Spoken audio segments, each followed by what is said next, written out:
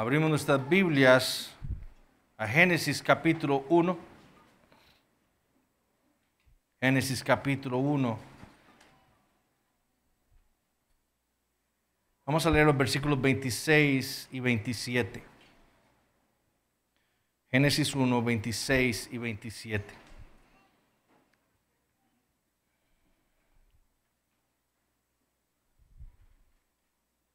Dice así la palabra del Señor. Entonces dijo Dios: hagamos al hombre a nuestra imagen, conforme a nuestra semejanza, y señoree en los peces del mar, en las aves de los cielos, en las bestias, en toda la tierra, y en todo animal que se arrastra sobre la tierra. Y creó Dios al hombre a su imagen, a imagen de Dios lo creó, varón y hembra los creó. Si hay algo entonces que debe ser claro ya para nosotros, es que las cosmovisiones importan. Cuando hablamos de cosmovisiones, estamos hablando acerca de nuestra manera de ver y entender el mundo que nos rodea. Eso es una cosmovisión. Y todos los hombres tenemos una cosmovisión. Pero lo que yo espero que ya sea claro para nosotros es lo importante de tener una cosmovisión correcta.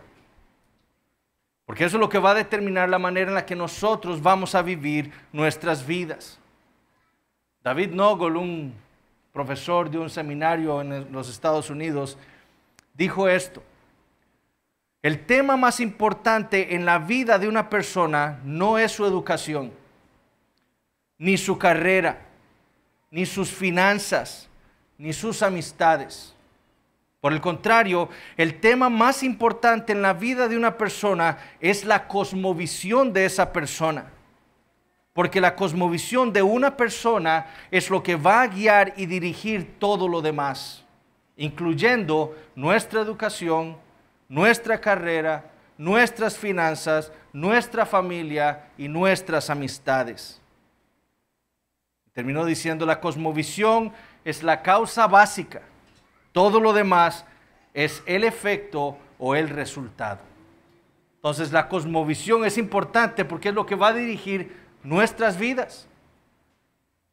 ¿Por qué creen ustedes entonces que esta cultura secular en la que nosotros vivimos se le ha llamado la cultura de la muerte? Bueno, por su cosmovisión. Es por su manera de ver y entender el mundo que nos rodea.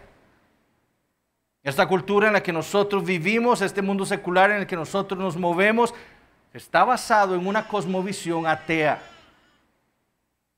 La presuposición más básica de nuestra cultura es que no hay Dios. Todo lo que existe, entonces tuvo que haberse originado de alguna manera, pero no de Dios. La teoría del Big Bang proviene de esa cosmovisión. La idea de que hace 13.7 billones de años, una singularidad, como la llaman los científicos, infinitamente densa y caliente, estallara y liberara millones de partículas, átomos, estrellas, galaxias, y que esas partículas y átomos se unieran para formar seres unicelulares que posteriormente evolucionarían a seres más complejos. Proviene eso de una cosmovisión atea. Por eso es que hombres como Richard Dawkins, uno de los científicos más ateos, más famosos del mundo, puede afirmar que el hombre no posee una dignidad particular. Para Dawkins, el hombre es un animal más. Es uno más de todos los seres que llegaron a existir del azar, cuando explotó aquella singularidad. Por eso es que un hombre puede matar a otro. No solo desde el vientre de su madre, sino en su ancianidad, cuando está padeciendo de alguna enfermedad. Porque el hombre en sí no posee ninguna dignidad particular. Es igual a todos. El aborto y la eutanasia, entonces, están dirigidos por una cosmovisión atea. Pero esta misma cosmovisión es la que dirige el movimiento LGBTI. Si los hombres somos seres que evolucionan, entonces el homosexualismo, por ejemplo, es parte de esa evolución de los hombres. Y debemos aceptarla. Nos debemos entender la importancia de una cosmovisión y lo que la cosmovisión de una persona puede hacer en su vida y en la vida de toda una cultura y una sociedad. Y fundamental para una cosmovisión es la doctrina del hombre. Las cosmovisiones idealísticas, por ejemplo, de la cultura griega en la antigüedad, entendían al hombre meramente como algo espiritual. Su cuerpo era algo inferior porque era materia. Por eso es que ellos creían, por ejemplo, en la inmortalidad del alma, del espíritu del hombre. Pero negaban, por ejemplo, la resurrección del cuerpo. Las cosmovisiones materialistas de nuestros días, como el marxismo, niegan la importancia del hombre como individuo. Para el marxismo, el hombre es importante únicamente como un miembro de la sociedad. Pero individualmente el hombre no tiene ningún valor, ninguna importancia. Por eso es que un gobierno marxista puede castigar inclusive con la muerte a alguien que se oponga a los ideales marxistas. Porque lo importante no es el individuo, es la sociedad marxista. Y eso es lo que dirige gobiernos como Corea del Norte. Ustedes saben las atrocidades que se cometen ahí. China, también sabemos las atrocidades que se cometen ahí. Cuba,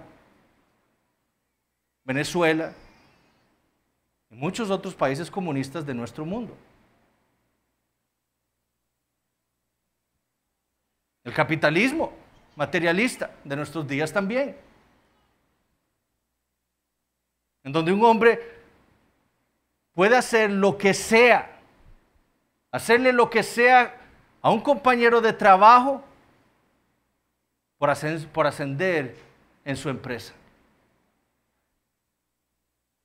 Todo eso es basado en su cosmovisión, una cosmovisión atea.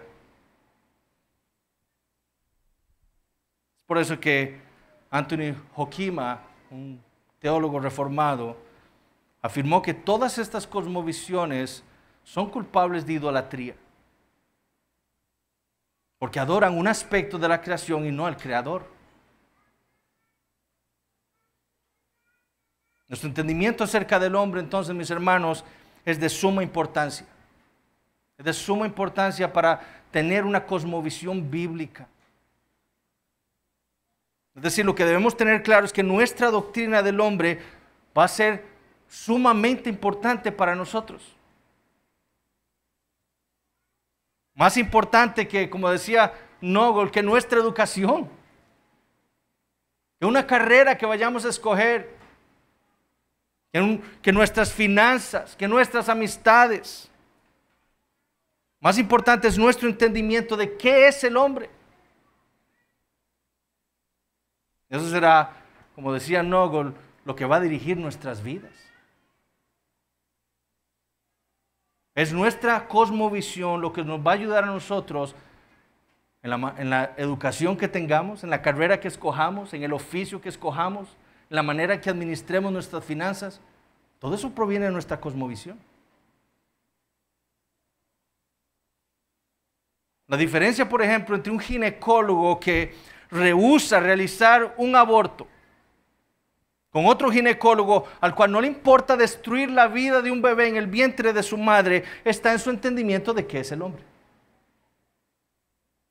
La diferencia entre un urólogo que prefiere perder su trabajo antes que mutilar a un hombre que dice ser mujer, con otro que lo haría sin pensarlo, por dinero. La diferencia es su entendimiento de qué es el hombre. Y la diferencia entre un niño que se quiere llevar bien con todos sus compañeros de la clase, con un matón que le anda Anda haciendo bullying a todos los niños más débiles de la escuela.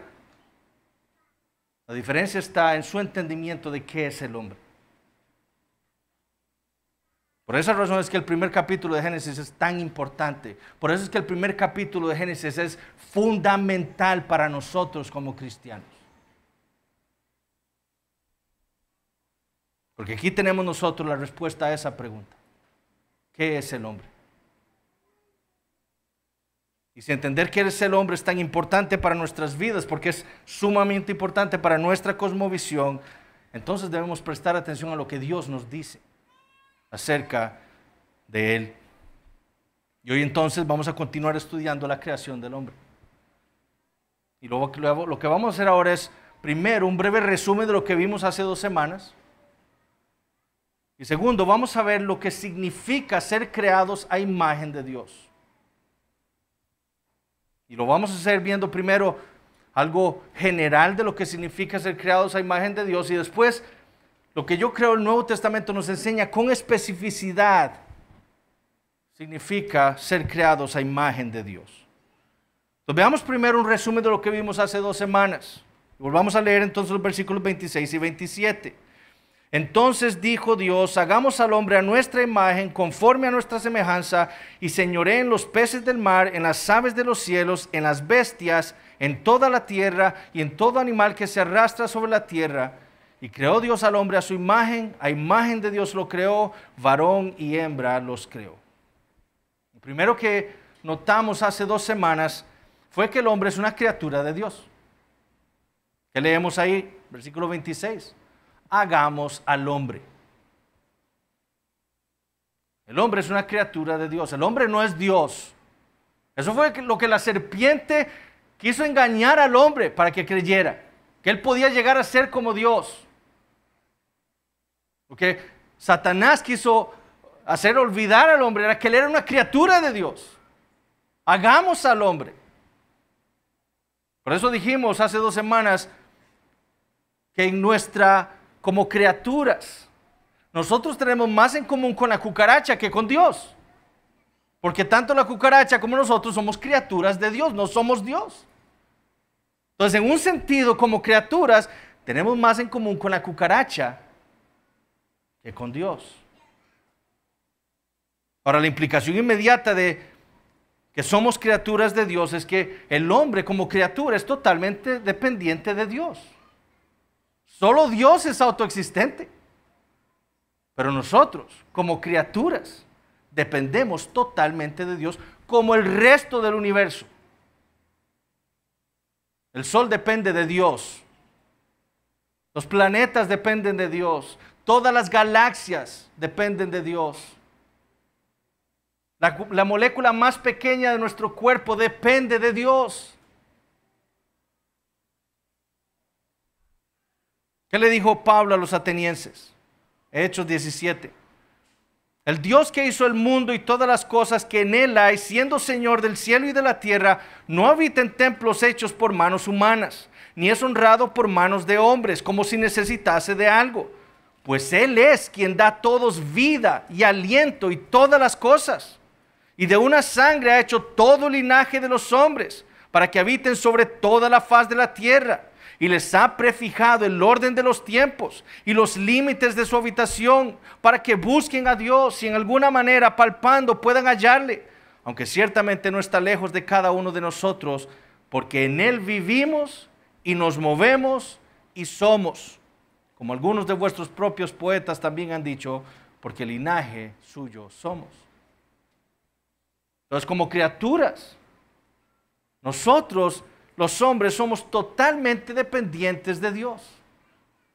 Es Él quien ha prefijado nuestros tiempos. Nosotros vivimos en el siglo XXI porque Dios así lo quiso.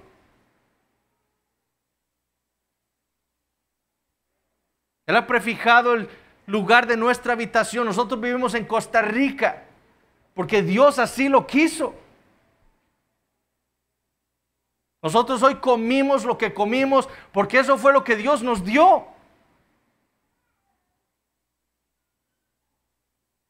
Es en Él en que nosotros vivimos, nos movemos y somos. Sin embargo, a pesar de que como criaturas tenemos más en común con las demás criaturas que con Dios, sí existe una diferencia en la creación del hombre con respecto a todo lo demás. Como vimos hace 2 semanas, para todo lo demás leemos y dijo Dios. Pero cuando se llega al hombre, nosotros leemos en el versículo 26, entonces dijo Dios, hagamos al hombre a nuestra imagen conforme a nuestra semejanza. Para la creación del hombre, como vimos hace 2 semanas, hay un consejo intratrinitario. Y esto nos debe hacer pensar a nosotros en la singularidad del hombre. Este es el único acto creativo de Dios en el cual notamos esto, un consejo divino para crear al hombre. Esto era algo especial. Y para los teólogos este diálogo intratrinitario señala que el hombre está siendo la corona de la creación, el ápice del acto creativo de Dios. Otro detalle en la narrativa de Génesis que nos muestra esta singularidad de la creación del hombre es esa repetición que tenemos en el versículo 27. Y creó Dios al hombre a su imagen, a imagen de Dios lo creó, varón y hembra los creó. Este es el primer poema en la Biblia. Y este énfasis, esta repetición es única en Génesis 1 y se da para la creación del hombre. ¿Por qué? Porque se le está dando una singularidad al hombre. El hombre no es como, desde el punto de vista divino, no es como el resto de las criaturas. Él es muy diferente. Entonces, la Biblia, contrario a la cosmovisión atea que dirige nuestro mundo, eleva al hombre encima de todo lo demás. Richard Dawkins dice que nosotros somos igual que los demás. No, la Biblia dice, Dios nos dice a nosotros que el hombre no es como los demás animales.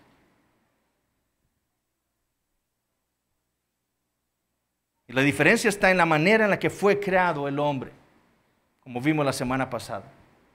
Él fue creado a imagen de Dios, conforme a su semejanza. Y esto es lo que hace al hombre totalmente distinto del resto de las criaturas. Esto es lo que le da esa dignidad particular al hombre. Él es hecho a imagen de Dios, conforme a su semejanza. Ahora, lo que vimos la semana pasada es que estos dos términos, imagen y semejanza, debemos entenderlos como sinónimos. Es decir, están enseñando lo mismo acerca del hombre.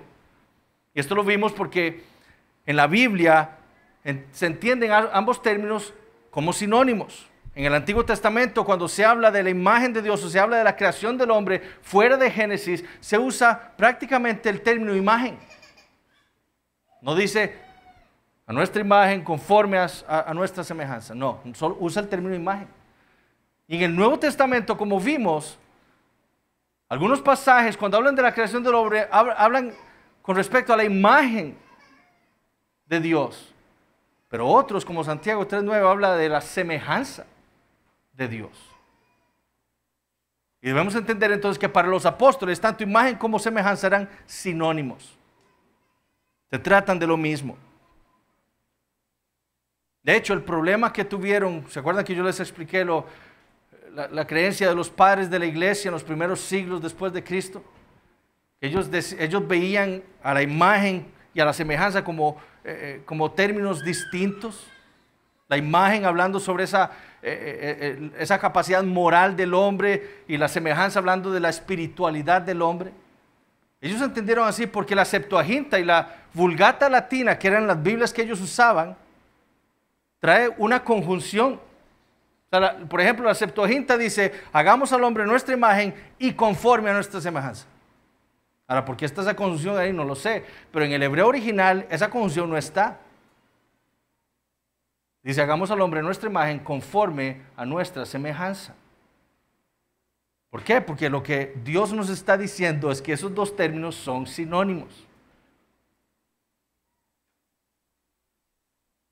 Eso fue lo que vimos hace 2 semanas. Ahora veamos qué significa ser creados a imagen de Dios. Entendemos que son sinónimos, pero ¿qué significa? ¿Qué significa que nosotros los hombres somos creados a imagen de Dios? Bueno, primero entonces que debemos averiguar es qué significan esos términos imagen y semejanza.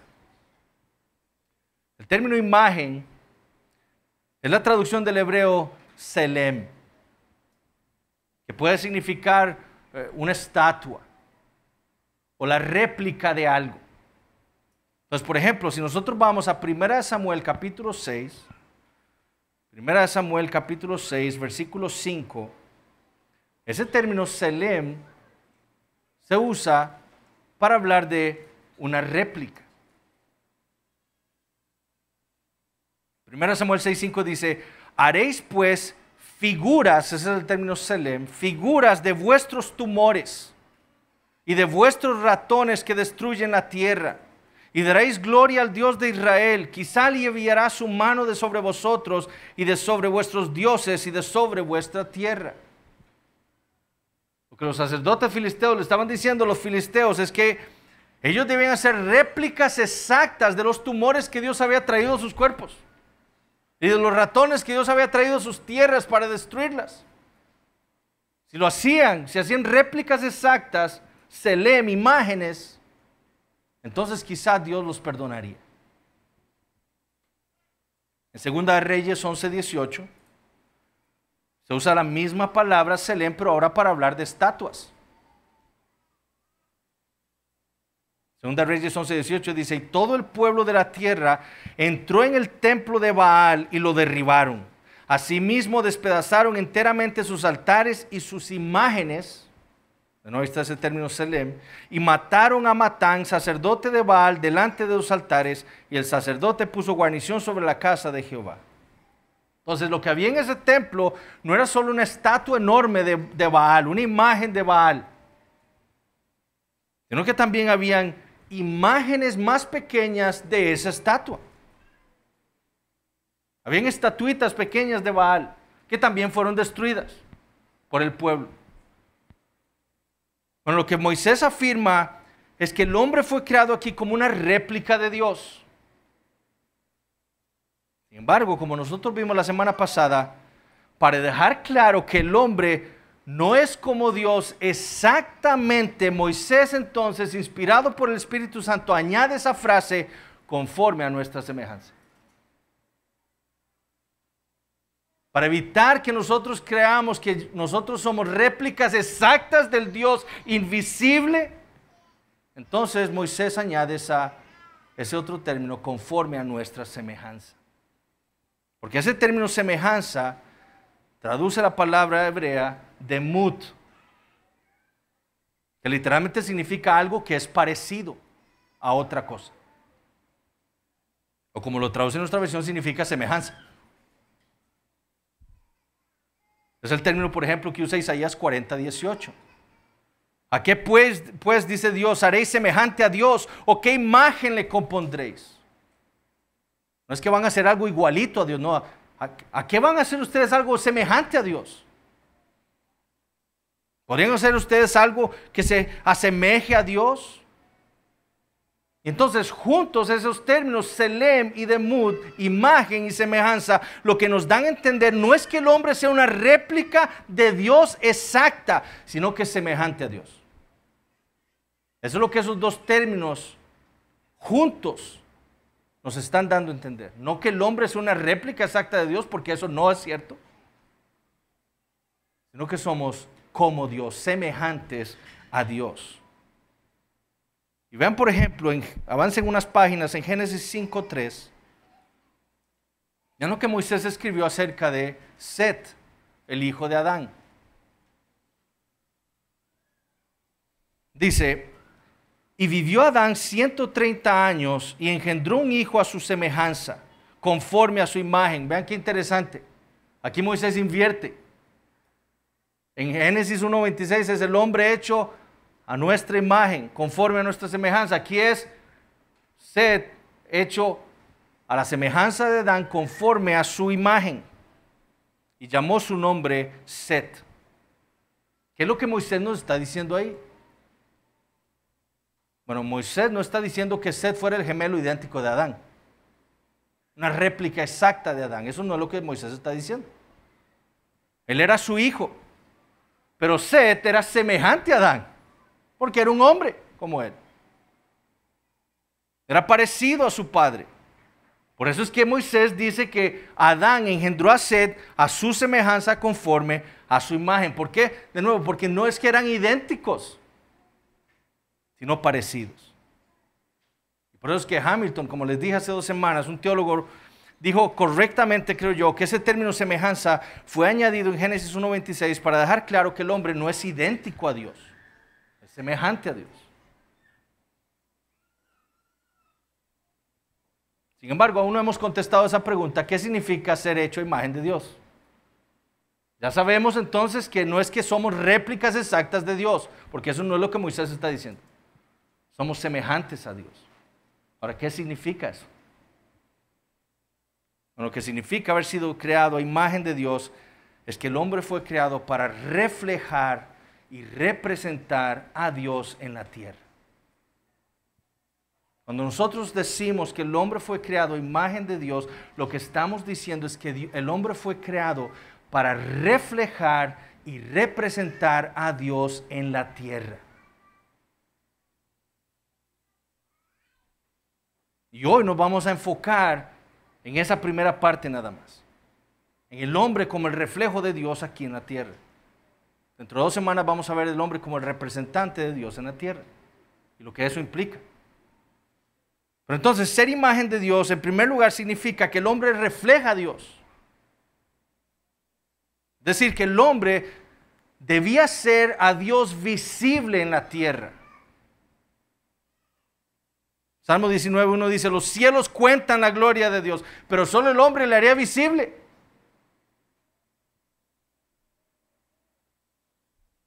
Ahora, nosotros podemos entender esto, esa semejanza, ese reflejo de Dios que el hombre debía dar en la tierra, de una manera general primero.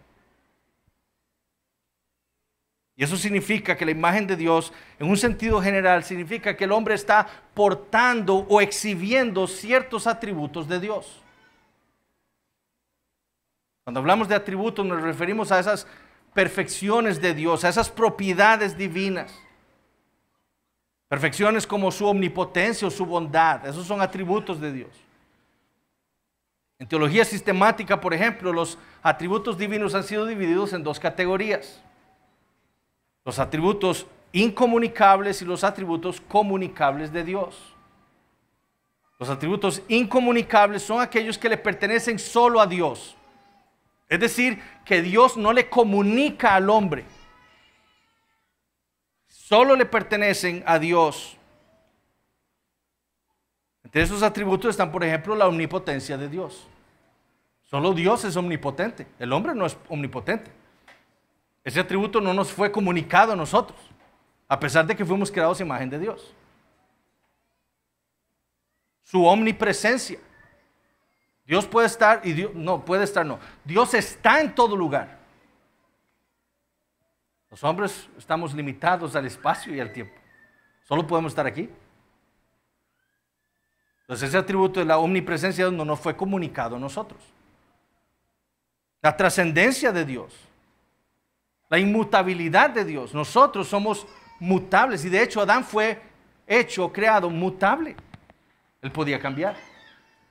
Pero Dios es inmutable, no cambia. Ese atributo no nos fue comunicado a nosotros. Nosotros como hombres somos mutables. Cambiamos. Dios, por ejemplo, es autoexistente. ¿Recuerdan el principio, el primer sermón? Dios es asei, su aseidad. Dios no depende de nada, ni de nadie. Pero nosotros como hombres sí dependemos de Dios. Entonces ese atributo de autoexistencia no nos fue comunicado a nosotros porque solo hay un Dios.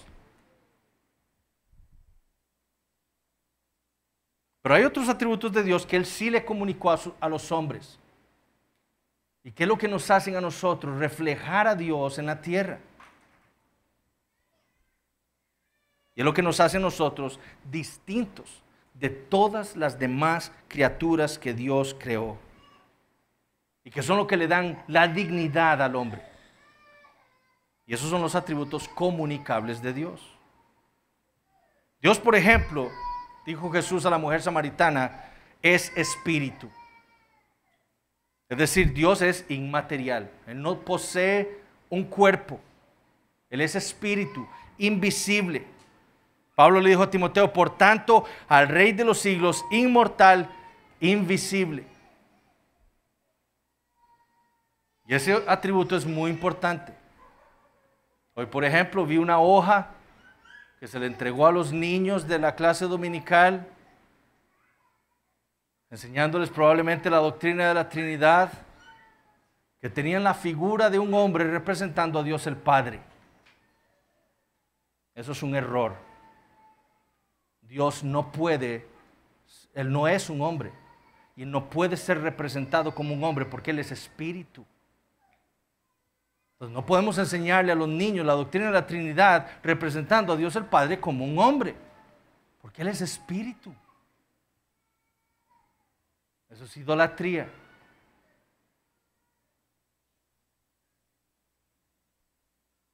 Ahora, la espiritualidad de Dios es un atributo que nos fue comunicado a nosotros los hombres. Dios nos hizo, creó al hombre y sopló aliento de vida en su nariz. Le dio un alma, un espíritu. ¿Para qué?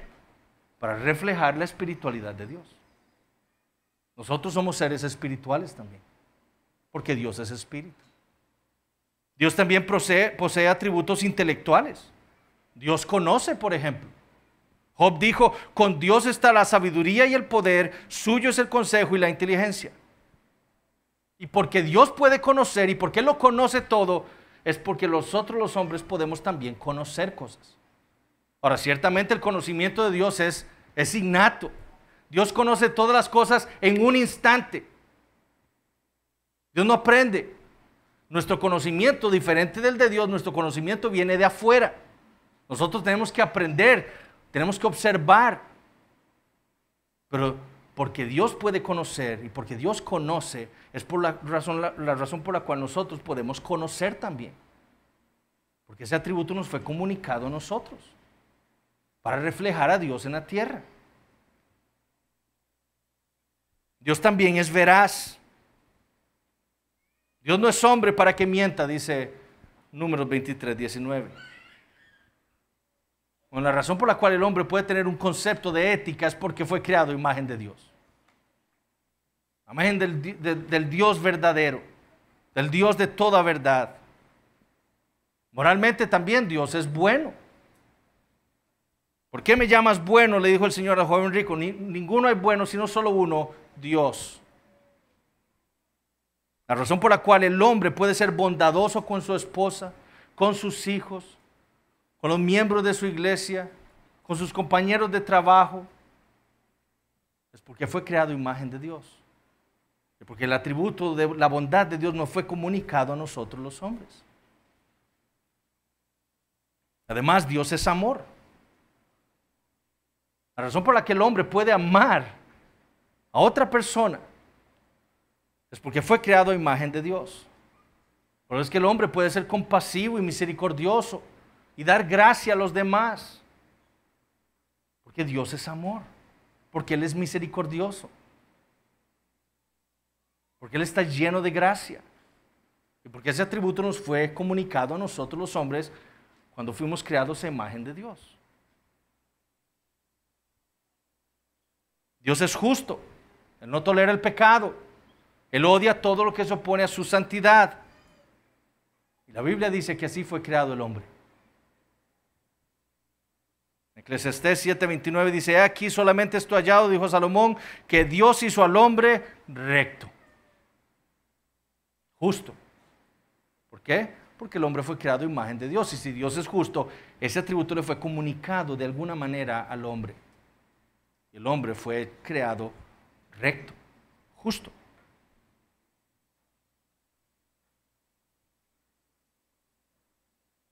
Dios, como hemos visto a lo largo de Génesis capítulo 1, es un Dios que habla. Y dijo Dios, en las Escrituras leemos, y vino la palabra de Jehová a Abraham.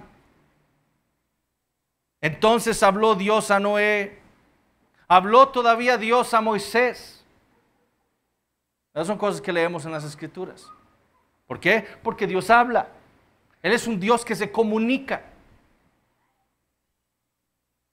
Y es precisamente porque Dios habla por lo que nosotros los hombres nos podemos comunicar.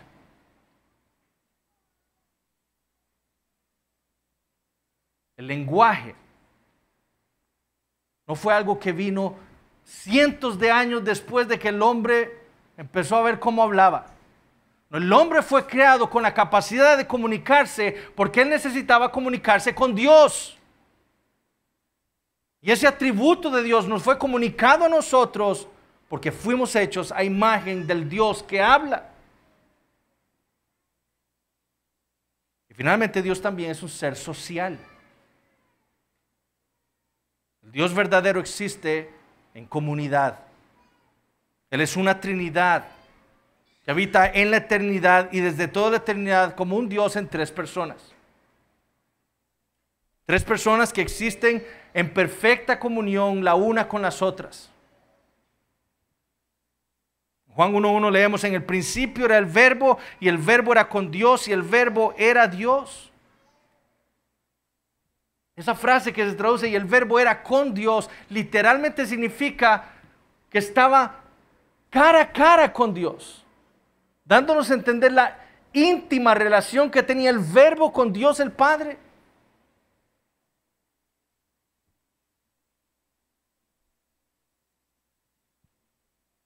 Bueno, debido a que Dios es un ser social, un ser que existe en comunidad, asimismo el hombre fue creado a imagen de Dios y por eso el hombre fue creado varón y hembra, para vivir en comunidad, no aislados, en comunidad. Eso es lo que Dios quiere hacer. Eso fue lo que nos comunicó a nosotros, como sus criaturas hechas a su imagen.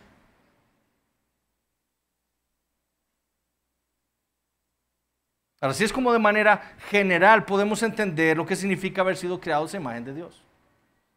Sin embargo, en el Nuevo Testamento hay una enseñanza más específica de lo que significa haber sido creados a imagen de Dios.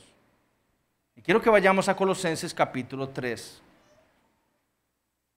Colosenses 3:10.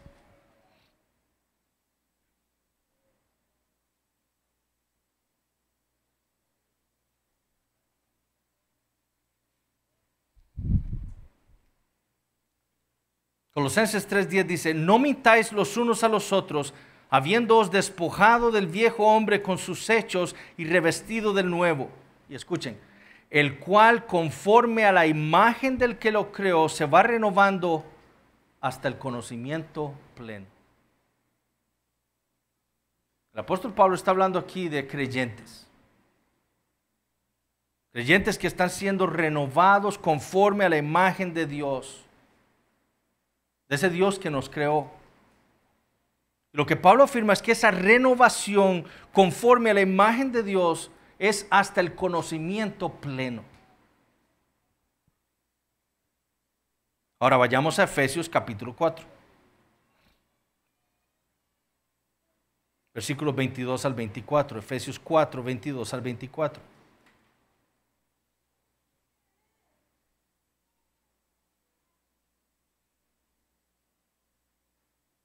Dice: en cuanto a la pasada manera de vivir, despojaos del viejo hombre que está viciado conforme a los deseos engañosos y renovaos en el espíritu de vuestra mente y vestíos del nuevo hombre. Y dice: creados según Dios.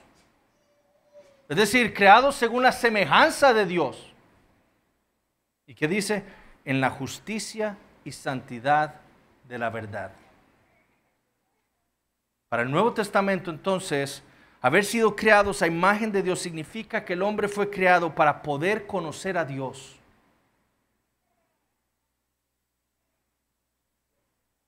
Por eso es que Dios, vamos a leer nosotros en Génesis, venía, creo yo, una vez a la semana a reunirse con el hombre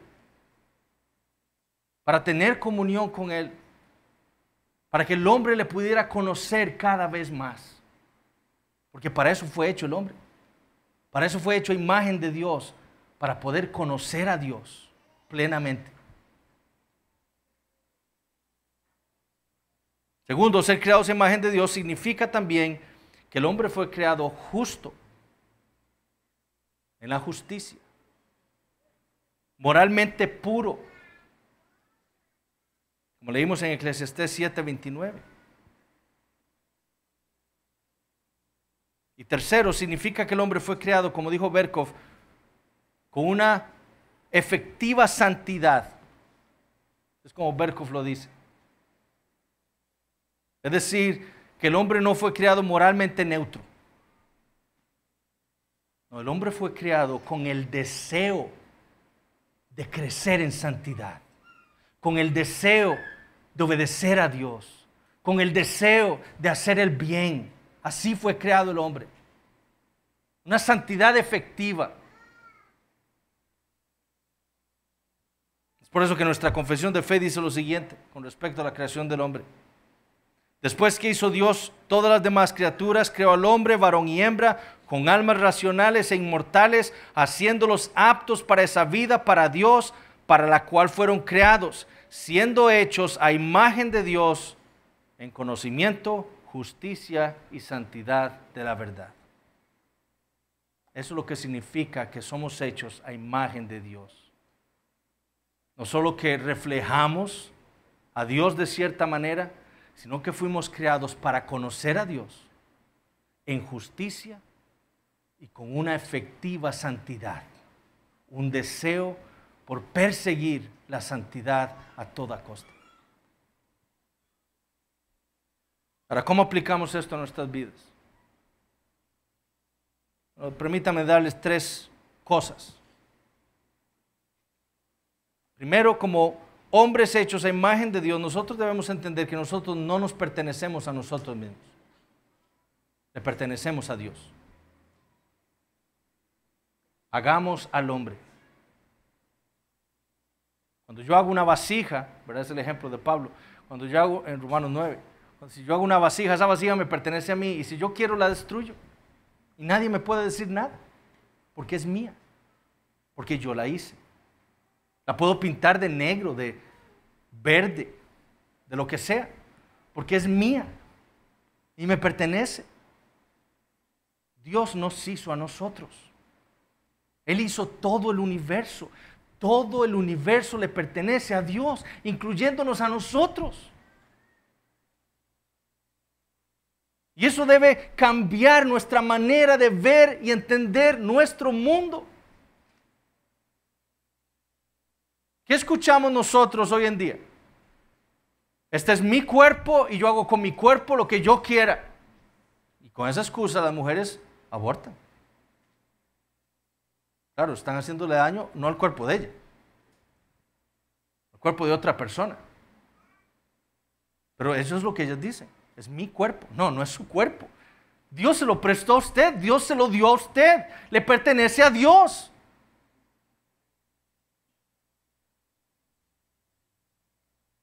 Mutílenme, dicen los hombres que dicen que se creen mujeres. Ese cuerpo no le pertenece a usted, le pertenece a Dios, y Dios lo hizo a usted un hombre. Y lo hizo externamente un hombre. A las mujeres que se inyectan hormonas para, según ellas, verse como hombres porque se sienten hombres. Ese cuerpo no es suyo, es de Dios. Dios se lo dio. Usted le pertenece a Él.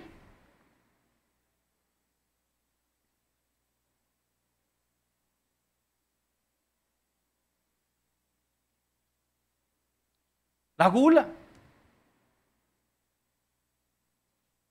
Destruir nuestros cuerpos con licor, con comida. Estos cuerpos no nos pertenecen a nosotros, les pertenecen a Dios. Y debemos cuidarlos.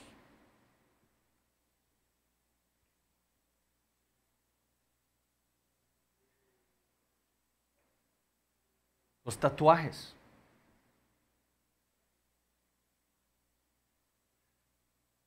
Pensemos en eso. Que en la Escritura no dice nada acerca de los tatuajes. Yo estoy convencido de que la Biblia no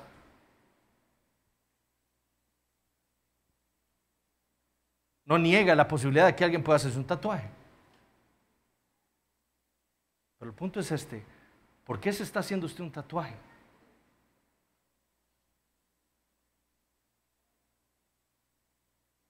Cuando yo he hablado con cristianos que me han preguntado sobre los tatuajes, yo les digo, vea,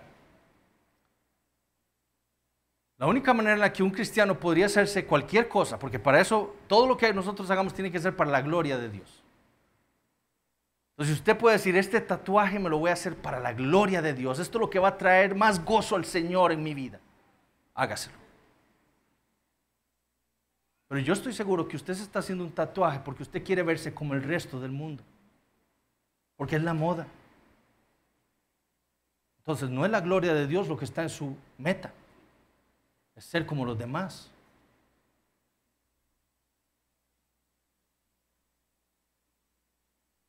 Este no es mi cuerpo. De hecho, la Biblia habla de este cuerpo como el templo del Espíritu Santo.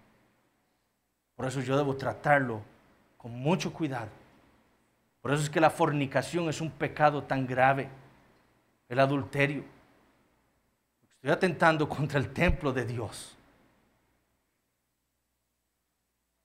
Pues ¿ven cómo afecta nuestra cosmovisión, nuestro entendimiento de qué es el hombre?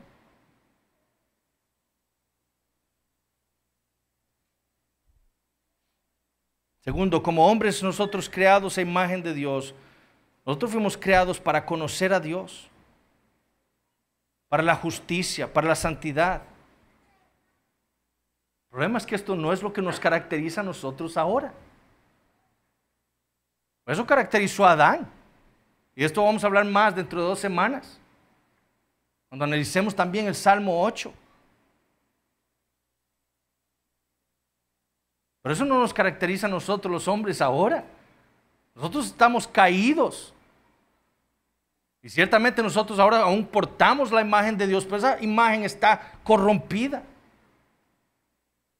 Ha sido tergiversada. Ya no podemos reflejar a Dios en la tierra como deberíamos. Por causa del pecado.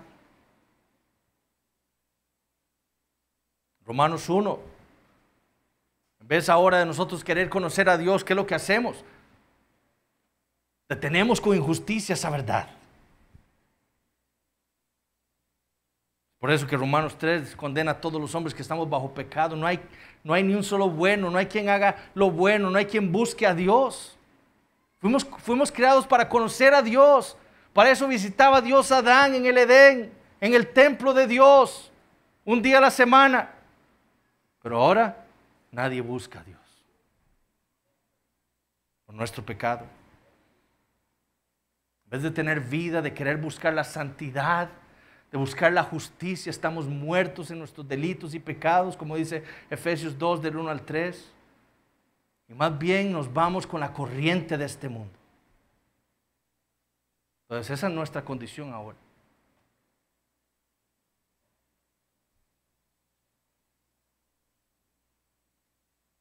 Como hombres creados a imagen de Dios, entendiendo lo que dice la Escritura acerca de ser hechos imagen de Dios,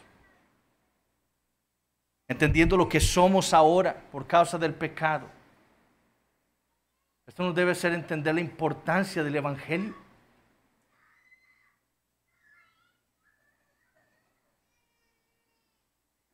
Vamos a Hebreos capítulo 2. Hebreos capítulo 2.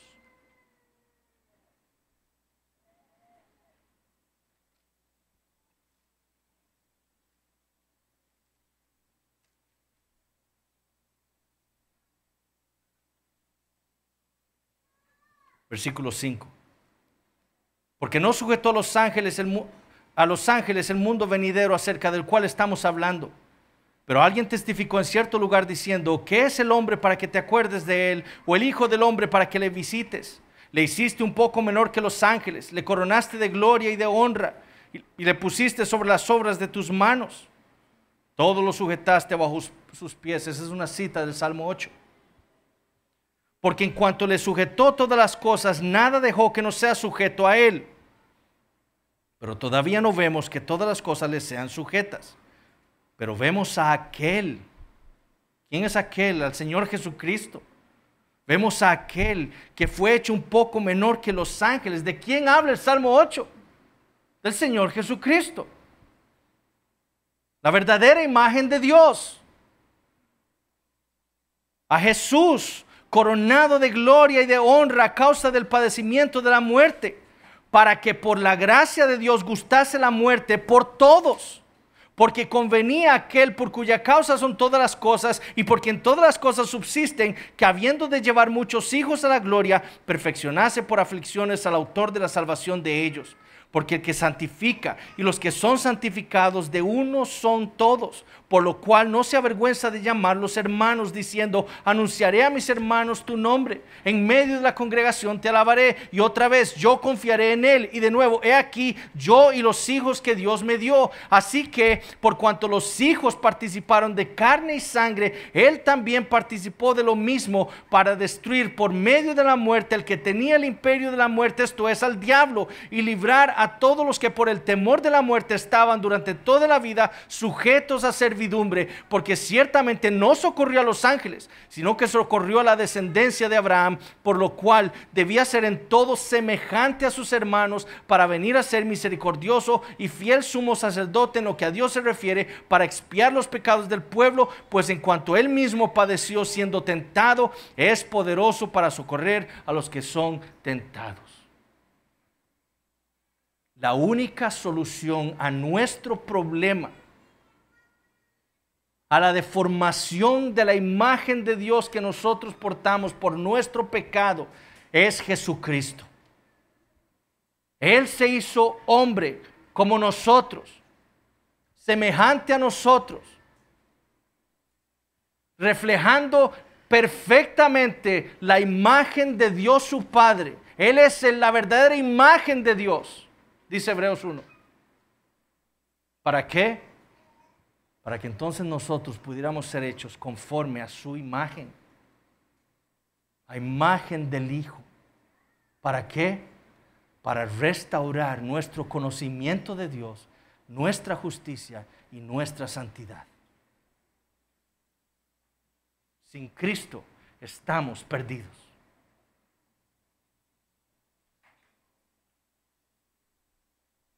Y es lo que usted también, que nos visita, debe entender. Por causa del pecado, usted no está siendo, no está reflejando a Dios como debería. Y por eso es la condena de Dios sobre los hombres. Pero para eso vino Cristo, para destruir las obras del diablo, para que todos aquellos que creyeran en Él, que se arrepintieran de su pecado, pudieran conocer a Dios por medio de Él, pudieran ser justificados y pudieran ser completamente santificados para la gloria de Dios. Solo en Cristo puede estar la esperanza de un hombre pecador. Vamos a orar. Señor, te damos gracias por el tiempo que nos has regalado en esta tarde. Te damos gracias por tu palabra. Te pedimos, Señor, que nos continúes enseñando. Y cada vez, Señor, nuestro conocimiento de tu palabra crezca. Y podamos entonces ser una iglesia que traiga gloria a tu nombre. Cuando así podamos nosotros, habiendo sido redimidos, reflejar tu grandeza en este mundo caído. Padre Santo, perdónanos por nuestra negligencia, perdónanos por nuestra manera de vivir, pero confiamos en tu Espíritu, confiamos en ese regalo que tú nos has dado para llevarnos cada día de gloria en gloria hasta la redención que hay en Cristo Jesús. Señor, bendice a tu pueblo, trae salvación a nuestros hijos